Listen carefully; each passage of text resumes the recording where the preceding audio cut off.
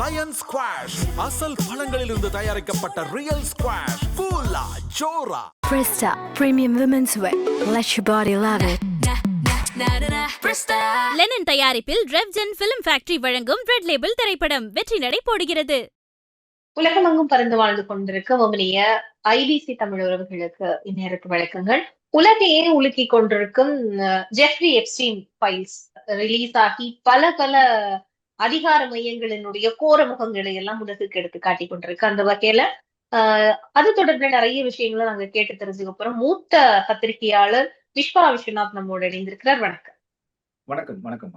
உலகத்தையே ஆட்டி படைத்த பல அதிகார முகங்கள், பல பணக்கார முகங்கள் எல்லாமே இப்போ இந்த எப்ஸ்டீன் ஃபைல்ஸுக்குள்ள சிக்கி இருக்கு.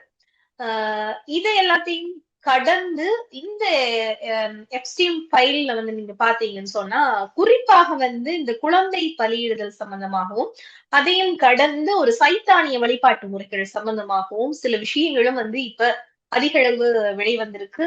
அந்த நரமாமிச மூணுதல் சம்பந்தமாகவும் வெளிவந்திருக்கு. இதனுடைய அடிப்படை என்ன? அரசியல், அதிகாரம், வியாபாரம், வர்த்தகம், பணம் இதெல்லாம் கடந்து இந்த முறைகளுக்குள்ள இது ஒரு டார்க் எனர்ஜி சம்பந்தமான ஒரு விஷயத்துக்குள்ள இந்த ஃபைல் போறதுக்கான காரணத்தை நீங்க எப்படி பாக்குறீங்க? இதுல மிகப்பெரிய ஒன்னா தமிழர்கள் தான் உண்மையிலேயே ஒரு மகிழ்ச்சி அடையணும். ஏன்னா இப்ப இந்த கோப்புகள் வெளிவந்த உடனே தமிழர்கள் மகிழ்ச்சி அடைந்து ஏன் சொல்றேன்னா, உலகத்திலேயே மிக நாகரிகம் பெற்ற ஒரு இனமாக தமிழ் இனம் இருக்கிறது. ஒரு 10,000 20,000 ஆண்டுகளுக்கு முன்பாகவே நாம் குழந்தைகளை தெய்வமாகவும் பெண்களை தெய்வமாகவும் வணங்கக்கூடிய ஒரு சமூகமாக தமிழ் சமூகம் இருந்திருக்கிறது. கொற்றவை என்ற ஒரு பெண் தெய்வத்தையே நாம் வைத்திருக்கிறோம். இங்கே நாம் பெண்களுக்கு எத்தகைய மரியாதையும் பெண் குழந்தைகளுக்கு எத்தகைய மரியாதை, பாலகனாகத்தான் எல்லா குழந்தைகளையும், முருகனை கூட நாம் குழந்தையாகத்தான் வணங்குகிறோம் அப்படிங்கிறத நம்ம பார்க்கிறோம். அதே போல கன்னி தெய்வங்கள் என்றே நமக்கு இருக்கு. அத்தனையும் கன்னி தெய்வங்கள் என்று இளம் பெண்களை நாம் வணங்கக்கூடிய ஒரு பண்பாட்டினுடைய ஒரு நீட்சியாக நம்ம இருக்கோம். இது பல 10,000 ஆண்டுகளுக்கு முன்பாகவே இந்த 7 கன்னிமார் என்று நம்ம கூட அந்த கன்னிகளுக்கு கன்னி பாவைகள் என்றுதான் சிறு பெண்களுக்கு நம்ம வச்சிருக்கோம். அப்போ நம்ம பெண்களுக்கும் பெண் குழந்தைகளுக்கும் எத்தகைய ஒரு மிகப்பெரிய மரியாதையான இடத்தை வைத்திருக்கிறோம், கடவுளாக வணங்கி கொண்டிருக்கிறோம். அப்படிப்பட்ட இந்த சமூகம் என்ன ஆயிடுச்சுன்னா, இடைப்பட்ட காலங்கள்ல வெள்ளைக்காரன் தான் அறிவாளி, ஆங்கிலம் தான் மிகப்பெரிய அறிவு, இங்கிலீஷ் பேசுறவன் தான் அறிவாளி, அவன் தான் நமக்கு டெலிபோன் கண்டுபிடிச்சான், அவன் தான் ஆட்டுக்கல்ல கண்டுபிடிச்சான், அதனால அவன் தான் அறிவாளி, நம்ம எல்லாம் காட்டு மிராண்டி, தமிழர்கள்ட்ட என்ன இருக்கு, தமிழ் இலக்கியங்கள் பூரா பார்ப்பனியம் தானே இருக்கு, மூட நம்பிக்கை தானே இருக்குன்னு ஒரு பரப்புரை மேற்கொள்ளப்பட்டது. ஆனா அது இன்று அந்த முகமூடி, அந்த வெளிநாட்டுக்காரர்கள், மேலை நாட்டுக்காரர்கள், மேற்குலக நாட்டுக்காரருடைய முகமூடி கிழிந்து தொங்கி இருக்கிறது அப்படிங்கிறதா முதல்ல நம்ம தமிழர்கள் நம்ம இதை உணர்ந்து கொள்ளணும். ஏன்னா செவப்பா இருக்கிறவன் பொய் பேச மாட்டான் அப்படிங்கிற மாதிரி ஒரு படத்துல வரும் பாத்தீங்களா, அது போல இந்த வெள்ளையா இருக்கிறவங்க, செவப்பா இருக்கிறவங்க எல்லாம் பயங்கர ஒழுக்கமானவங்க, ஆங்கிலம் பேசக்கூடியவங்க எல்லாம் பயங்கர டிசிப்ளினான ஒரு கம்யூனிட்டி, அவர்கள் தான் இந்த உலகத்திற்கே நாகரிகத்தை கற்றுக் கொடுத்தாங்க. நம்ம எல்லாம் தரையில உட்காந்து சாப்பிடுறதுங்கிறது அது அநாகரிகம், டேபிள்ல உட்காந்துதான் சாப்பிடணும். ஏன்னா மூட்டு வலி அவன் டேபிள்ல உட்காந்துட்டு இருக்கான். சோ நமக்கு கால்களை மடக்கி நாம் உணவு உண்டு பழக்கம். இப்படி பண்பாட்டு ரீதியாகவும் கலை ரீதியாகவும் நாம் மிகப்பெரிய ஒரு ஒழுங்கு சமூகமாக தமிழ் சமூகம் பல ஆயிரம் ஆண்டு காலமா வந்திருக்கு. ஆனா நமக்கு என்னன்னா, இது ஒரு காலகட்டம் பூரா ஆங்கிலேய மேற்கத்திய மோகத்தை நோக்கி திருப்பி விட்டதனுடைய விளைவு பாத்தீங்கன்னா, உலகத்திலேயே பண்பாட்டு சீரழிவு, கலாச்சார சீரழிவு, பெண் குழந்தைகளை ஒரு போகப் பொருளாக அவர்கள் கருதக்கூடிய ஒரு சமூகமாக மேற்கத்திய சமூகம் தான் இருக்கிறது என்பதை இந்த எப்ஸ்டீனுடைய கோப்புகள் வெளிக்கொண்டு வந்திருக்கு. இதற்கு முதலில் அந்த எப்ஸ்டீனுக்கு அவன் எவ்வளவு பெரிய கொடூரனாக இருந்தாலும் அவன் பிடிபட்டதன் மூலமாக இதெல்லாம் வெளிவந்திருக்கு. அவன் அத்தனை பேரையும் அவன் ஆவணப்படுத்தி வச்சிருக்கான் அப்படின்னு பார்க்கும் பொழுது, இப்பொழுது இந்த மேற்கத்திய, நீங்கள் குறிப்பிட்டதை போல மேற்கத்திய இந்த எலிட் சொசைட்டி என்று ஆங்கிலத்தில் சொல்லுவாங்க, ஒரு பணக்கார வர்க்கம் எவ்வளவு கேவலமானதாக இருந்திருக்கிறது, அவர்களுக்கு இன்னொரு புறம் அவர்களுடைய அந்தரங்கம் என்பது எவ்வளவு மானுடத்திற்கு விரோதமாக இருந்திருக்கிறது என்பதை இது காண்பிக்குது ஒன்று. ஆனா இப்ப நமக்கு என்ன கேள்வின்னா, இந்த எப்ஸ்டீன் அப்படிங்கிறவன் அவன் வெறுமனே ஒரு பெண் குழந்தைகளுடைய தரகராக, ஒரு வியாபாரியாக மட்டும் இருந்தால் 30 லட்சம் கோப்புகளை இருந்தால் ஏன் சேகரித்து வச்சிருக்கணும்? இந்த பாலியல் தொழில் புரியக்கூடிய இந்த தரகர்கள் உலகம் முழுவதுமே இருக்காங்க. அது நம்ம மறுப்பதற்கு இல்லை. அவர்கள் எல்லாம் என்னன்னா, அவர் முகமே தெரியாது, எந்த பெயரும் தெரியாது, என்னன்னு தெரியாது, கைகளை ஆட்களை மாத்தி விட்டுட்டு அவன் பணத்தை வாங்கிட்டு போயிடுவான், அவ்வளவுதான். ஆனால் இந்த எப்ஸ்டீன் அப்படி இல்லை. 30 லட்சம் ஆவணங்கள், கிட்டத்தட்ட 1,80,000 படங்கள், 2000க்கும் மேற்பட்ட காணொலிகள், குரல் பதிவுகள், மின்னஞ்சல்கள் என்று துல்லியமாக இவர் எடுத்து வைத்திருப்பது ஒரு உலகளாவிய உளவுத்துறையினுடைய செயல்பாடு தான் இவ்வாறு வந்து இருக்கும். ஒரு நேர்த்தியா இருக்கும். அப்ப இவர் அந்த இந்த பெண் குழந்தைகள் என்கிற இதை வந்து பாலியல் எதற்காக ஒரு பொருளாக அவர் பயன்படுத்தி இருக்காரு. எதற்காகன்னா, அந்த ஆங்கிலத்துல ஹனி ட்ராப் என்று சொல்வார்கள். கண்டிப்பா. அதுபோல இது வந்து குறிவிக்கக்கூடிய ஒரு ஆளுமையை அவருடைய பலவீனத்தை பயன்படுத்தி அவரை தன் வலைக்குள் கொண்டு வந்து அவர் குறித்த தகவல்களை எல்லாம் சேகரித்துக் கொள்வது என்பதுதான் இதன் பின்னணியில இருக்கு. இது ஒரு தனி மனிதரால் செய்திருக்க முடியுமா அப்படின்னா நிச்சயமா சாத்தியம் கிடையாது. இப்ப நம்மளே வந்து நான் இன்னைக்கு கூட காலையில கூட சிந்திச்சு பார்த்தோம். ஒரு 11 ஆண்டு காலமா நம்ம முகநூல்ல சமூக ஊடகங்கள் இருக்கிறோம். அதை காண்பிக்கிறது நம்ம எவ்வளவு பதிவுகள் போட்டிருக்கோன்னு காண்பிக்குது. நம்ம 24 மணி நேரம் கைகள்ல வந்து இந்த முகநூல் உள்ளிட்ட சமூக ஊடகங்கள் இருந்தாலும் நம்ம சில ஆயிரங்களை வந்து நம்முடைய பதிவுகள் தாண்டறது இல்ல. 30 லட்சம் பதிவுகள் எல்லாம் வந்து நம்ம 10 ஆண்டுகள் போட முடியல. அப்ப 30 லட்சம் ஆவணங்களை சேகரித்திருக்கிறார்கள். எத்தனை ஆண்டு காலம்? அது எத்தனை பேர் உழைத்திருக்க வேண்டும்? அதுதான் நமக்கு ஒரு மிகப்பெரிய இது. அத்தனை ஆவணங்களை அவர் சேகரிக்க வேண்டியது என்றால் அவர் பெண் தரகர் மட்டுமல்ல. சிறுமிகளை விலை பேசக்கூடிய ஒரு தரகர் மட்டுமே அல்ல. அது மட்டும் இல்லாம அவர் வந்து பாத்தீங்கன்னா ஒரு இன்டர்நேஷனல் லாபி, ஒரு பொலிட்டிக்கல் லாபியிஸ்டா இருந்திருக்கார். ராஜாங்க வியூகங்களை வகுக்கக்கூடிய எல்லா தலைவர்களையும் அவர் வந்து நெருக்கத்தில் இருக்கக்கூடியவராக இருக்க நம்ம பார்க்க முடியுது. அவருடைய ஆளுமையில நம்ம பார்க்கும் பொழுது இந்த அவர் என்ன சொல்றாருன்னா, பிடிபட்ட போது கூட சொல்றாரு, நான் குற்றம் செய்தது உண்மை. அந்த குற்றத்துக்கு தண்டனை கொடுங்கன்னு தான் கேட்டிருக்காரு. முதல் முறை அவர் காவல்துறையில் பிடிபட்ட போது அவர் 2 வழக்குகள் பெண்களை வந்து சிறுமிகளை வந்து பாலியல் தொழிலுக்கு பயன்படுத்தினாரு. அதே போல வந்து ஒரு 14 வயது பெண்ணை வந்து சீரழித்தார் என்றது அவர் மீது வழக்கு. அப்ப கூட சொன்னது, நான் குற்றம் செய்ததை ஒப்புக்கொள்கிறேன். அந்த குற்றத்துக்கு தண்டனை கொடுங்க. அதுக்காக நீங்க என்னை சிறையில வச்சிருக்க முடியாது, தூக்குல போட முடியாது என்பதாக அவர் சமரசம் பேசி தான் 13 மாதங்கள்ல அவர் வெளியில வர்றார். பிணையில வெளியில வர்றார். அதற்கு பிறகு மீண்டும் தான் 2வது முறை சிறை சென்ற போதுதான் ஒரே மாதத்தில் அவருடைய மரணம் ஒரு மர்மமான முறையில் நடந்திருக்கு.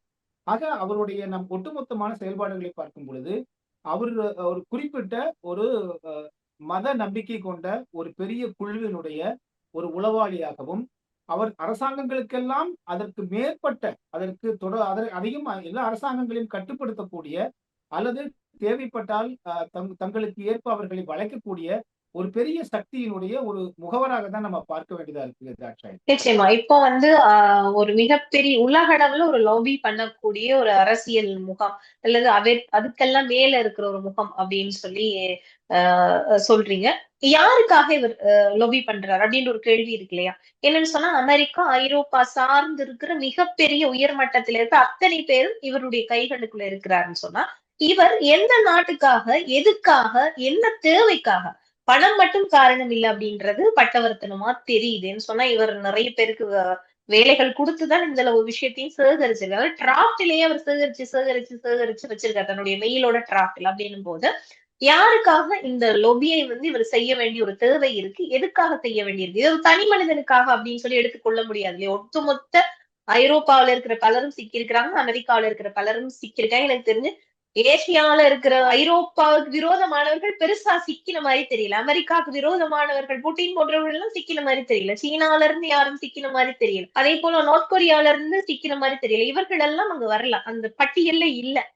ஆனா இவர் இந்த ஐரோப்பா சார்ந்தவர்களை இவர் கைக்குள்ள வச்சு கொள்றது மூலமாக எந்த நாட்டுக்கு இவர் லொபி பண்றார்? இது நல்லா கவனிச்சு பாத்தீங்கன்னா இதுல மிக முக்கியமான லாபி வந்து இந்த ஜியோனிசம் லாபியா இருக்கு. என்ன காரணம் அப்படின்னு வந்து பார்த்தா, இவர் எட்வர்ட் எப்ஸ்டீனுடைய அப்பா அம்மா 2 பேருமே யூதர்கள். அதே போல அவர்களுக்கு மொசாட் இஸ்ரேலினுடைய உளவுத்துறையோடு நெருங்கிய தொடர்பு இருக்கு. அதே போல இவருடைய பெண் நண்பர். ஆக இவர்களுக்கு பின்னணியில் இந்த மொசாட் இருப்பது வந்து ஒரு வெட்ட வெளிச்சமாகிறது. அதே வேளையில இவர் மொசாட்டை சேர்ந்தவர் என்பது FBI-க்கும் CIA-க்கும் தெரியாமல் இல்லை. அது அமெரிக்காவில் அமர்ந்து கொண்டு நீங்க ஒரு சைல்டு டிராபிகிங் பண்றதுங்கிறது சாதாரணம் அல்ல. அது அவ்வளவு எளிதாக பண்ணிட முடியாது. அவ்வளவு கிட்டத்தட்ட 1000 குழந்தைகளுக்கு மேல ஒரு சைல்டு டிராபிகிங் பண்ணியிருக்காரு. ஒரு 36 குழந்தைகள் பாதிக்கப்பட்ட குழந்தைகளுடைய பெற்றோரின் குழந்தைகளையும் FBI அடையாளம் கண்டுபிடிச்சு நீதிமன்றத்தில் சொல்லியிருக்கு. ஆனாலும் கூட இவர் எந்த ஒரு விசாரணைக்கும் ஆளாகாம இவர் வந்து முதல்லயே வந்து பாத்தீங்கன்னா இவர் முதல் முறையை அவர் கைதாகும் போது இவருக்கு 13 மாத காலம் அந்த ஒரு இது கொடுக்குறாங்க.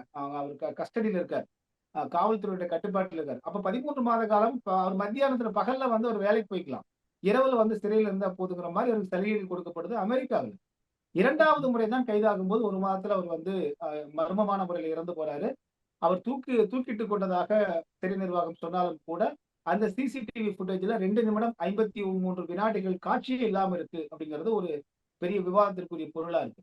ஆக இவ்வளவு அமெரிக்காவில் இருந்து கொண்டே செல்வாக்காக இருந்து சட்டத்தின் பிடியில் சிக்காமல், விசாரணைக்கு ஆளாகாமல், தண்டனையை அனுபவிக்காமல் இருக்கும் அளவிற்கு, அதுவும் இத்தனை லட்சம் கோப்புகளையும் ஆவணங்களையும் இத்தனாயிரம் குழந்தைகளையும் அவர் டிராபிகிங் பண்ணியிருக்காருன்னா, அப்போ அமெரிக்காவினுடைய நிழல் ஒரு அதிகாரம் ஒன்று இருக்கிறது. அந்த அமெரிக்காவுடைய நிழல் அதிகாரமும் அதே போல மொசாடும் இணைந்துதான் எப்ஸ்டீனை வந்து அவர்கள் வைத்திருக்கிறார்கள். முன்னாள் அதிபர் பில் கிளின்டன், அதே போல இன்றைய அதிபர் டொனால்டு ட்ரம்பை வந்து மிரள வைக்கக்கூடிய ஆவணங்கள் தான் இவை. ட்ரம்ப் இன்னைக்கு வந்து என்ன பேசினாலும் அவர் இன்னைக்கு வந்து வசமா மாட்டி இருக்காரு அப்படிங்கிறது அவருடைய அந்த பிரஸ் கான்பரன்ஸ்லயே தெரிஞ்சு போகுது. அவர் அந்த ஒரு பத்திரிகையாளர் கேட்கும் போது என்ன சொல்றாரு, அவரு நீங்க நேரடியாக அதற்கு பதில் சொல்லாம நீங்க ஏன் வந்து அந்த கோப்புகளை நீங்களே வெளியிட்டிருக்கலாமே, காங்கிரஸ் தான் வந்து வெளியிட வேண்டும் என்று ஏன் காத்திருந்தீர்கள் கேட்ட கேள்விக்கு அவர் எப்படி வந்து பதட்டமானாரு ட்ரம்ப் அப்படிங்கிறத பார்க்கிறோம். நீங்க ரொம்ப மோசமான ஒரு பத்திரிகையாளர், 10 ஆண்டுகளாக உங்களை பார்க்கிறேன், நீங்க சிரிக்கவே இல்லை, நீங்கள் சிரிப்பதே இல்லைன்னு இப்படிதான் பேசுறாரே தவிர அதற்கு பதில் சொல்லல. கடைசியாக தான் சொல்றாரு, எனக்கு அவருடைய செயல்பாடுகள் பிடிக்காம போய் என்னுடைய கிளப்ல வந்து 2 பெண்களை வந்து எடுத்துட்டு போயிட்டாரு, அதனால வந்து அவரை நாங்க அவர்கிட்ட இருந்து விலகிட்டேன்னு சொல்லி ட்ரம்ப் சொன்னாலும் கூட 2016ஆம் ஆண்டு வரையிலும் 2016ஆம் ஆண்டு குறிப்பாக 2019ஆம் ஆண்டு நரேந்திர மோடி ஆட்சி வரும் வரையிலும் கூட ட்ரம்புக்கு மிக நெருக்கமானவராகத்தான் எப்ஸ்டீன் இருந்திருக்காரு அப்படிங்கிறது அம்பானிக்கு அனுப்பிய ஆவணங்கள் இருந்து நமக்கு தெரிய வருது. ஆக ட்ரம்ப் பேசுவது தற்பொழுது பொய் அப்படிங்கிறது தெரிஞ்சிருச்சு. ஆனா ட்ரம்பே இன்னைக்கு வந்து அடிபணிக்கூடிய அளவுக்கு வந்து அந்த எப்ஸ்டீனுடைய ஆவணங்கள் இருக்கு அப்படின்னு வந்து பார்க்கும் பொழுது ஒட்டுமொத்தமாக அந்த நிழல் உலகம் என்று சொல்லக்கூடியது மொசாட்டும், அதே போல இந்த ஜியோனிசம் என்று சொல்லக்கூடிய இந்த யூத ஒரு ஆளுமைகளும் வந்து ஒரு நிழல் உலக அந்த சக்திகள் தான் வந்து எப்ஸ்டீனை வந்து அவர்கள் அமர்த்தி இருக்கிறார்கள் பணிக்கு. எப்ஸ்டீன் ஒரு பணியாள் தான், ஒரு உளவாளி தான். ஏன்னா எப்ஸ்டீன் ஒரு முதலாளியாக இருந்தால் இந்நேரம் உயிரோடு வந்திருப்பார். நீங்கள் எப்பொழுதுமே வந்து பாத்தீங்கன்னா முதலாளிகள் இது போன்ற உளவாளிகளை இவ்வளவு பெரிய பணிக்கு வந்து வைக்கிறவங்க அதுக்கு மேல அந்த உளவாளி வச்சுக்க மாட்டாங்க. ஏனென்றால் நாளைக்கு யார் சொல்லி இதெல்லாம் செஞ்ச அப்படின்னு ஒரு வாக்குமூலம் கொடுத்துட்டாருன்னா நிச்சயமாக அவரை அமர்த்திய முதலாளிகளுக்கு ஒரு பெரிய துன்பமா போயிடும்.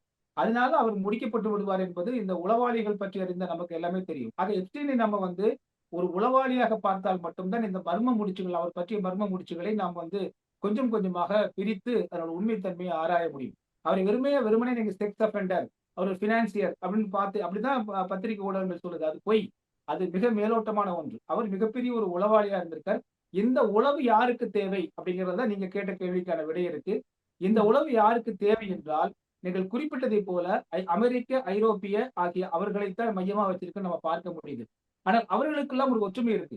நீங்க வந்து பாத்தீங்கன்னா நீங்க குறிப்பிட்டது போல புட்டின் வந்து அவர் ஒரு ஆர்சி, ரோமன் கேத்தலிக். அவரை வந்து இஸ்ரேலுக்கு பிடிக்காது. ஏனென்றால் இஸ்ரேல் என்பது கேத்தலிக் கிடையாது. அவங்க முழுக்க ஜியோனிசத்தை பின்பற்றக்கூடியவர்கள். குறிப்பா அவங்க வந்து இந்த கிறிஸ்டியானிட்டியை பிடிக்காதவங்க தான் இஸ்ரேலினுடைய அந்த ஜியோனிசம், அதே போல அந்த மொசாட் உள்ளிட்ட அந்த அமைப்பினர். ஆக இவர்கள் தொடர்புகளை நீங்க வந்து பாத்தீங்கன்னா ஐரோப்பிய நாடுகள் இருக்கக்கூடிய தொடர்புகளாகட்டும், நீங்கள் கேள்வியின் போது கேட்ட கேள்விகளோட தொடர்புகள் எல்லாம் பாத்தீங்கன்னா இப்படிதான் வருதே தவிர அவர்கள் கிறிஸ்தவர்கள் என்றோ அல்லது வந்து எல்லோருமே மேலை நாட்டுக்காரர்கள், வெள்ளைக்காரர்கள் என்று வராது. ஆக நுட்பமாக நம்ம இதை பார்க்க வேண்டியது இந்த மொசாட்டும் அதே போல இந்த ஜியோனிசமும் அந்த இஸ்ரேலினுடைய பின்னணியில் இருக்கக்கூடிய மிகப்பெரிய ஒரு ஆதிக்க சக்தியாக இருக்கக்கூடிய அமெரிக்காவே ஆட்டி படைத்துக் கொண்டிருக்கக்கூடிய ஒரு ஆதிக்க சக்தியினுடைய ஒரு உளவாளி தான் எப்ஸ்டீன். ஆக இவர்கள் என்ன ஆயிருக்குன்னா, இது அவர் பிடிபட்டது ஏன் பிடிபட்டாரு, அவர் ஏன் கொல்லப்பட்டார், அந்த ஃபைல் ஏன் வெளியே வந்திருக்குது அப்படிங்கறதா இப்ப நமக்கு மிக முக்கியமா யாரு இதை ஃபைல் பண்ணாங்க. ஏன்னா அவ்வளவு நேர்த்தியா செய்து கொண்டிருக்கக்கூடிய அவரை வந்து சிறைக்கு கொண்டு வந்து அவரை முடிக்க வேண்டியது யார் முடித்திருப்பார்கள். அப்போ 30 லட்சம் கோப்புகளுக்கான இப்ப என்ன நல்லா கவனிங்க, அமெரிக்காவில இவர் வந்து இந்த வேலைகள்லாம் செய்யறாரு. அத்தனை கோப்புகளும் அமெரிக்காவில தான் இருக்கு. அவருடைய வாழ்விடங்கள்ல தான் இருக்கு. அவர் வந்து பிடிபடுறாரு. அவர் வந்து இந்த கோப்புகள் வெளியே வரலாம். அமெரிக்காவை சேர்ந்த அதிகாரத்தில் இருக்கக்கூடிய யாரும் வந்து தங்களை பற்றிய சான்றுகள், ஆவணங்களை அப்படியே எடுத்து வெளியிட மாட்டாங்க. நிச்சயமாக அதுல பில்டர், வடிகட்டல் நடந்திருக்கும். இந்த ஒட்டுமொத்தமான கோப்புகள்ல வடிகட்டல் நடந்திருக்கும். எதை வெளியிடலாம், எதை வெளியிடக்கூடாது என்பதாக இருக்கும். அதெல்லாம் தாண்டி இன்னைக்கு வெளியே வந்திருக்குன்னா அது வந்து பாத்தீங்கன்னா அப்ப இது எங்கேயோ வந்து இந்த ஒட்டுமொத்தமான எப்ஸ்டீன் மிஷன், அந்த எப்ஸ்டீன் மிஷன் வந்து எங்கேயோ வந்து முடியக்கூடிய இந்த தருவாயில உடைஞ்சிருக்கு. அது உடைத்தது யார் அப்படிங்கிறதா இப்ப நம்ம ஒரு $1 பில்லியன் கேள்வியா இருக்கு. இதுல ஒருவேளை நீங்கள் சொல்லக்கூடிய ரஷ்யாவினுடைய கையோ அல்லது வேறு நாடுகளுடைய கையோ இருக்கலாம் அப்படிங்கிறதோ என்னுடைய ஒரு கணிப்பு. இதுல நம்ம மிக முக்கியமா குறிப்பாக தமிழர்கள் உணர்ந்து கொள்ள வேண்டியதுன்னா 83 கருப்பு ஜூலைக்கு பிறகு 84 அதிகாரப்பூர்வமாக மொசாட் இலங்கை மண்ணில கால் வைக்கிறாங்க. அவர்கள் தற்பொழுது கொஞ்சம் கொஞ்சமாக அங்கே கடை விரிச்சிருக்காங்கன்னு பார்க்க முடியுது. வழிபாட்டு மையங்கள் எல்லாம் அங்கே வந்திருக்கின்றன அப்படிங்கிறது இருக்கு. யூதர்களுக்கான கடை வீதிகள்லாம் வந்திருக்குன்னு பார்க்கிறோம் நம்ம. இந்த யூத வழிபாட்டு முறை அப்படிங்கிறதே வந்து பாத்தீங்கன்னா, அது எல்லா வழிபாட்டு முறையிலிருந்து நிறைய வேறுபட்டு இருக்கிறத பார்க்க முடியுது. இந்த குழந்தை பலியிடல் அப்படிங்கிற ஒன்று வந்து அது மிக முக்கியமா வந்து அது இதுவரையிலும் ஒரு ஒரு நிரூபிக்கப்பட்ட ஒரு ஆவணமாக வெளிவரல. அது ஒரு வதந்தியா அல்லது உண்மையான்னு தெரியல. ஆனா குழந்தைகள் பயன்படுத்தப்பட்டிருக்காங்க.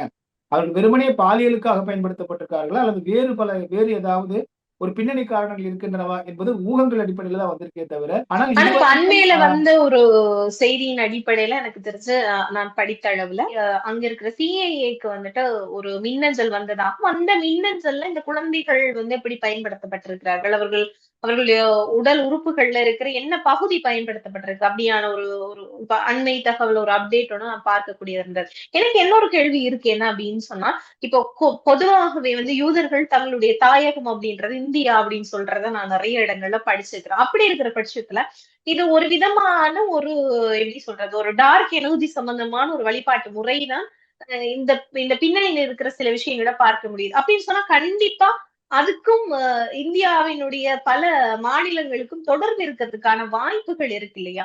ஏதாவது தொடர்புகள் இருந்திருக்குமா? இருக்கிறதுக்கான வாய்ப்புகள் இருக்குதா? அது சம்பந்தமா நீங்க ஏதாவது படிச்சீங்களா? குறிப்பாக வந்து இந்த மாதிரியான மாந்திரீகம், தாந்திரிகம் செய்யற இடங்கள் அப்படின்னு நாங்க பார்க்க போனோம். குறிப்பா அது வந்து கேரளாவை சொல்லலாம். அங்கு எப்ஸ்டீனுடைய வரவுகள், போக்குகள் அந்த மாதிரி ஏதாவது இருந்திருக்கு? அது சம்பந்தமா ஏதாவது செய்திகளை வந்து இந்த இடத்துல பகிர முடியுமா? இதுவரைக்கும் அப்படி இந்தியாவோட தொடர்புபடுத்தி எந்த ஆவணங்களும் வெளியில வரல. ஏன்னா 30 லட்சம் ஆவணங்கள். நம்ம அது எல்லாத்தையும் படிச்ச ஒண்ணு ரிலீஸ் பண்றது அவர்கள் வெளியிடுவது அடிப்படையில தான் இப்ப எல்லாமே வந்து பார்த்து பேசிட்டு இருக்கோம். இதுல என்னன்னா, யூதர்கள் வழிபாட்டுல அப்படி ஒன்று இருக்கிறத என்பதற்கான சான்றுகள் இப்ப இதுவரைக்கும் இல்ல. அவங்க கிட்ட ஒரு ஒரு சீக்ரெட் சொசைட்டியாவும், அவர்கள் வந்து ஒரு சீக்ரெட் சொசைட்டி போல அவர்களுடைய வழிபாடுகள் இருக்குமே தவிர, இந்த குழந்தை பலியிடல், குழந்தைகளை பயன்படுத்துவது ஆகியவற்றுக்கான சான்றுகள் இதுவரைக்கும் நமக்கு வரல. வராம நம்ம பேசக்கூடாது. ஆனா இன்னொரு பார்வையில நம்ம பார்க்கணும். இந்த எலீட் குரூப் என்று சொல்லக்கூடிய உலக அளவில் இருக்கக்கூடிய ஒரு மிகப்பெரிய உயர் வட்டத்துல மிகப்பெரிய பணக்காரர்கள் வட்டத்துல வந்து அவர்களுக்கென்று சில ஒரு மூட நம்பிக்கைன்னே சொல்லலாம். அது வந்து அந்த மூட நம்பிக்கைகள் இருப்பது, அது குறிப்பாக ஆட்சி அதிகாரத்தை தக்க வைத்துக் கொள்வது. இப்ப நீங்க வந்து பாத்தீங்கன்னா, பொதுவா இன்னைக்கு வந்து சாதாரணமா நம்ம ஊர் எம்எல்ஏ, எம்பியே வந்து ராத்திரி 12 மணிக்கு போய் சுடுகாட்டுல பூசை பண்றவங்க நம்ம பார்க்கிறோம். சோ இவர்கள் தொடர்ந்து இந்த பணத்தை தக்க வைத்துக் கொள்வது, நிறைய கோடிக்கணக்குல சம்பாதிப்பது, அப்புறம் வந்து அது போன்ற தியாகங்கள், இதெல்லாம் வேள்விகள் செய்யறது இதெல்லாம் கூட இருக்கின்ற இந்த கல்குவாரிகளுக்காக மனநிலை பாதிக்கப்பட்டவங்க எல்லாம் நிறைய பேர்த்த வந்து குறிப்பிட்ட அமாவாசை போன்ற நாட்களில் வந்து பலி கொடுப்பது என்பது தகவல்கள் எல்லாம் நமக்கு இங்க இருக்கு. இது உலக அளவுல இருக்கு. இங்க இந்தியா மட்டுமே கிடையாது. இந்த ஒரு மூட நம்பிக்கை அப்படிங்கிறது எல்லா இடங்களிலும் இருக்கு. ஆப்பிரிக்காவிலும் பல்வேறு நாடுகளிலும் இருக்கு. அப்படிப்பட்ட ஒரு ஒரு ஒரு பழக்க வழக்கத்திற்காக இதை செய்திருப்பார்களா என்கிற ஒரு பார்வையும் நம்ம வந்து பார்க்க வேண்டியது இருக்கு. ஆனா இதுல இவர்கள் எல்லாம் அப்ப அதற்கு பயன்படுத்தினாங்கன்னா ஒரு புகைப்படமாகவோ அவர்கள் வளர்த்தி எங்கள் எப்ஸ்டீனுடைய படங்கள்லாம் வந்து பாத்தீங்கன்னா குழந்தைகள் அவர் வீடுகள் முழுவதும் சுற்றி இருக்கிறது பார்க்க முடிகிறது. பல்வேறு இடங்கள்ல வந்து அவர்கள் சொகுசாக தான் வைத்திருப்பதை பார்க்க முடிகிறது. அப்படியெல்லாம் வைத்திருந்தெல்லாம் அவர்கள் வந்து இது போன்ற செயல்களுக்கு, இந்த பலி செயல்கள், இது போன்ற மாந்திரிகத்துக்கு எல்லாம் பயன்படுத்த மாட்டாங்க. இது வந்து எப்ஸ்டீன் அந்த குழந்தைகளை பயன்படுத்தியது அப்படிங்கறத வந்து ஒரு சைல்ட் டிராபிகிங் பண்ணுனது அப்படிங்கிறது அவர் முக்கியமாக இந்த ஹனி டிராப்புக்கு தான் பயன்படுத்தியிருக்காரு அப்படிங்கிறதா 100க்கு 90 விழுக்காடு நமக்கு வந்து அந்த சான்றுகள் எல்லாம் பார்க்கும் பொழுது தெரிகிறது. இதற்கு பிறகு நீங்கள் இந்த இந்த வழிபாட்டு முறைக்காகவும் அவர்கள் செய்திருப்பார்கள் என்றால் அதற்கு நம் சான்றுகள் வேண்டும். ஆனால் இவர் ஒரு தனித்தீவு வச்சிருந்தாரு. பல மிகப்பெரிய இப்போ ட்ரம்ப் பேசும்போது என்ன சொன்னாரு? எப்ஸ்டீன் எனக்கு ரொம்ப பிடிக்கும். என்னன்னா அவர் கூட இருக்கும்போது மகிழ்ச்சியா இருக்கும். நேரம் போறதே தெரியாது. அவரை சுற்றி இளம் பெண்கள் நிறைய பேர் இருப்பாங்க அப்படிங்கிறாரு. எனக்கும் இளம் பெண்கள் பிடிக்கும் சொல்றாரு. ஆக நீங்க இந்த ஒரு பெரிய ஒரு மிகப்பெரிய பணக்கார அதிகார வட்டத்தில் இருக்கக்கூடியவர்கள், அவர்களுக்கு இது போன்ற ஒரு ஒரு தவறான, பிழையான, ஒரு சைக்கோத்தனமான ஒரு பழக்கம் இருப்பதற்கான வாய்ப்புகள் நிறையவே இருக்கு. அந்த பார்வையில நம்ம பார்க்க வேண்டியது இருக்கு. அதை அவர்கள் அதற்கு பயன்படுத்தி இருக்கலாம். அல்லது இன்னொன்று கூட இருக்கு. இது போன்று அவர்களை ஒரு ஒரு ஆசைக்கு மயக்கி, அதை இவர் வந்து படம் எடுத்தோ அல்லது காணொலி எடுத்து இப்ப வந்து பாத்தீங்கன்னா ஆண்ட்ரூனுடைய புகைப்படம் நமக்கு மாட்டியிருக்கு. யாரு? பிரிட்டிஷ் இளவரசர். அப்ப அது போன்ற புகைப்படங்கள் எடுத்து இப்ப அரச பதவியிலிருந்து அவர் தூக்கிட்டாங்க ஆண்ட்ரூவ. சோ இதுவும் நீங்க வந்து ஒரு ஹனி டிராப்புக்காகவும் அந்த ஆள் பயன்படுத்தி இருக்கலாம். தனிப்பட்ட முறையில் அந்த ஆள் சின்ன வயதில இருந்தே பள்ளிக்கூடத்துல ஒரு ஆசிரியரா தான் சேர்றாரு. எனவே அவருக்கு எங்கிருந்தோ சிறு வயதிலிருந்து அந்த சைக்கோத்தனமான ஒரு பழக்கம், சிறுமிகளை வந்து சீரழிப்பது என்ற வழக்கம் அவருக்கு இருந்திருக்க வேண்டும். அதுல எந்த மாற்று கருத்தும் கிடையாது. அவருடைய ஆளுமையை பார்த்தாலே தெரியுது. இதை தனது வந்து இந்த ஹனி டிராப்புக்காகவும் அந்த ஆள் பயன்படுத்தி இருக்காரு. அதுதான் அவருடைய ஒரு தனி திறமையாவே நம்ம இந்த இடத்துல பார்க்க வேண்டியதா இருக்கு. எனவே மாந்திரிகங்கள் இதற்காகவெல்லாம் நீங்க என்ன இன்னும் நமக்கு நான் படித்த ஒரு தகவல் என்னன்னா, அ அரபு நாட்டிலிருந்து ஒரு குழந்தையை பல கோடி ரூபாய்க்கு விலைக்கு வாங்கியிருக்கார். அத்தனை கோடி ரூபாய் விலை கொடுத்து அந்த பெண் குழந்தையை வாங்குவதற்கு யாரால முடியும்? அப்ப அந்த அளவுக்கு மிகப்பெரிய ஒரு பெரும் கோடீஸ்வரர்கள் யாரோ தான் அந்த பெண் குழந்தையை கேட்டிருக்காங்க. அது இவர் மூலமா போனதா தகவல். ஆக விலைகள் வந்து கோடிக்கணக்கான ரூபாய் விலை கொடுத்து, நீங்க வெறுமனே நீங்கள் வந்து இந்த மாந்திரீகம் செய்வதற்கோ, அல்லது வந்து ஒரு பாலியல் இதுக்காக மட்டுமே இருக்கிறதா இருந்ததுன்னா, இவர்கள் பல கோடி ரூபாய் குடுத்து பெண் குழந்தைகளை வாங்க வேண்டியதற்கு என்ன இருக்கு? அதெல்லாம் இருக்கு இல்லைங்களா? அப்போ இது ரொம்ப இன்னும் நம்ம ஆழமா கவனிக்க வேண்டியது இருக்கு.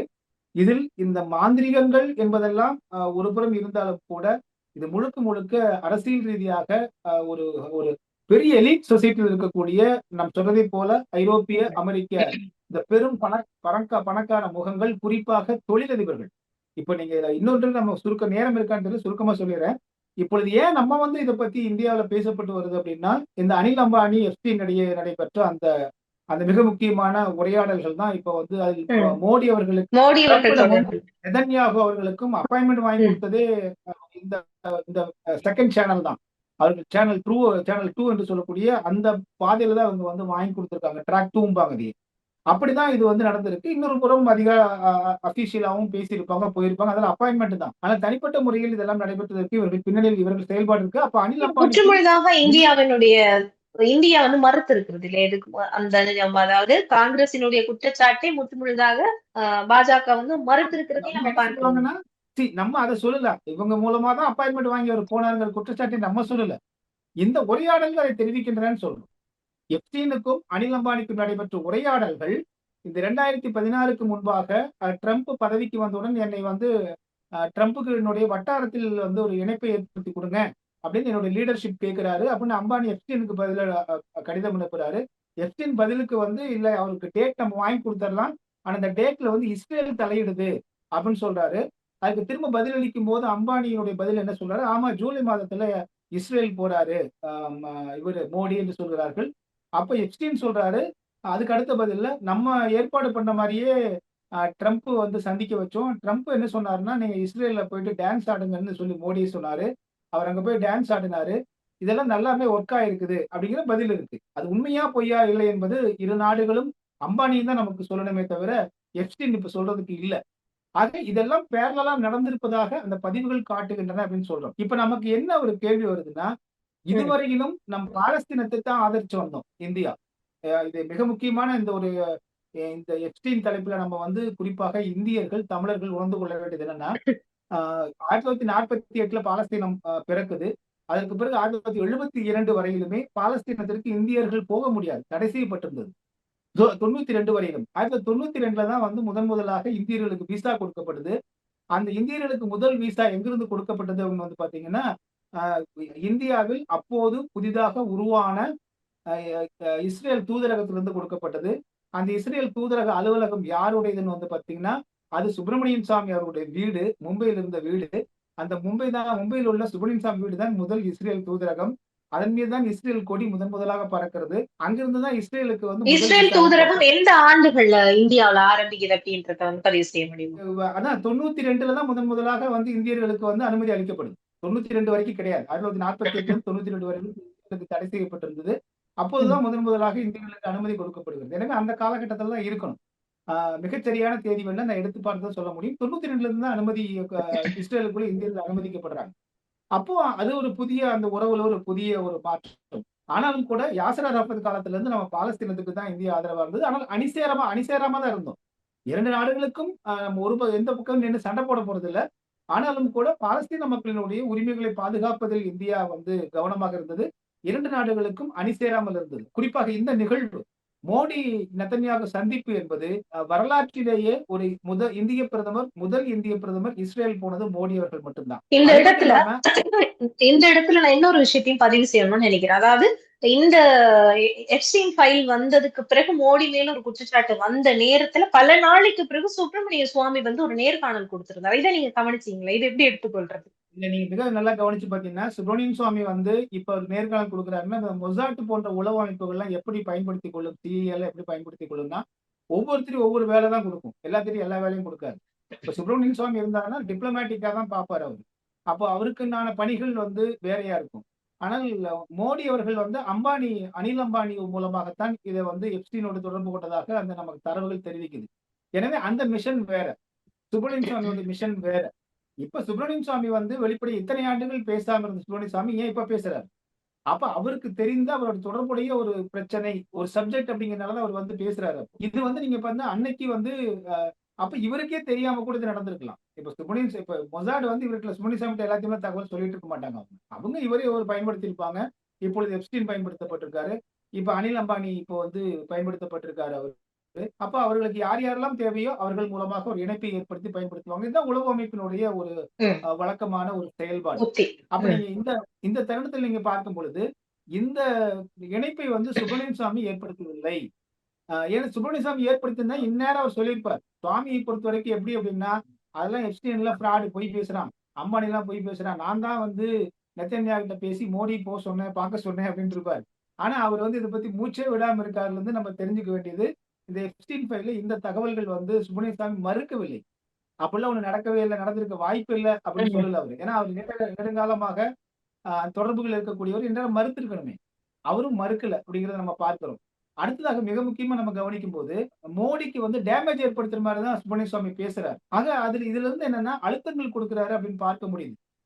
அவரு வந்து இத்தனைக்கும் வந்து மொசாட்டோடு சிஇஓடு நெருங்கிய தொடர்பு இருக்கக்கூடியவர் தான்.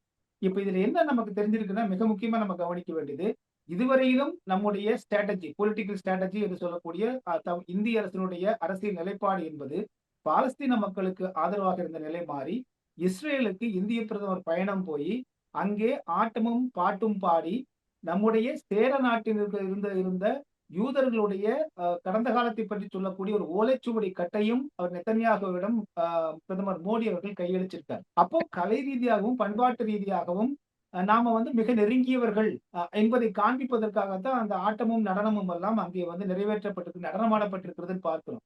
அப்ப இந்திய உறவில் வந்து இஸ்ரேலுடன் குறிப்பாக யூத மக்களோடு தங்களுக்கு தொடர்பை வந்து ஒரு எஸ்டாப்ளிஷ் பண்ணியிருக்காரு மோடி அவர்கள்.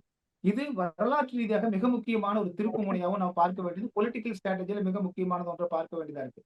அது மட்டும் இல்லாம அங்க போனவரு பாலஸ்தீனத்தினுடைய அந்த அதிபர் வந்து தன்னை இவரை பார்க்க விரும்பும் போது அவர் பார்க்காம வந்திருக்காரு. நான் பார்க்கல அப்படின்னு சொல்லிட்டு வந்திருக்காரு.